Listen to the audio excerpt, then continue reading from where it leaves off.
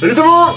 Aujourd'hui nous allons parler de Max Linder, le maître du comique et un acteur français.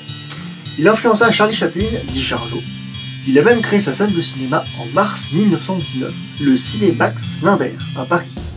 Situé sur les grands boulevards et porte toujours son nom, le Max Linder Panorama. Il a fait une centaine de films, d'1 à 2 bobines, dont il écrit et réalise lui-même. Max est un triomphe mondial, la première star internationale du cinéma en 1910, bien avant que Hollywood se forme.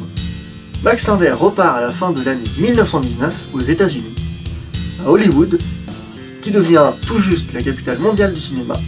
Il est tout à la fois producteur, scénariste, metteur en scène et principal interprète de 3 longs métrages qu'il produit à la suite. 7 ans de malheur, célèbre pour sa scène de miroir, puis Soyez ma femme, qu'il considère comme son meilleur film, et Les Trois Mousquetaires. Ces dernières réalisations, à peine terminées, Max, malade, se voit une nouvelle fois obligé de quitter les États-Unis pour se reposer à Lausanne. Il reçoit un télégramme de félicitations de Douglas Fairbanks qui lui annonce que le film est un succès. Et le son d'Artagnan a un accueil tout aussi chaleureux en France. Il tourne avec le réalisateur Abel Gance dans Au secours, un film où Max fait le pari de rester au moins 1 heure dans un château hanté.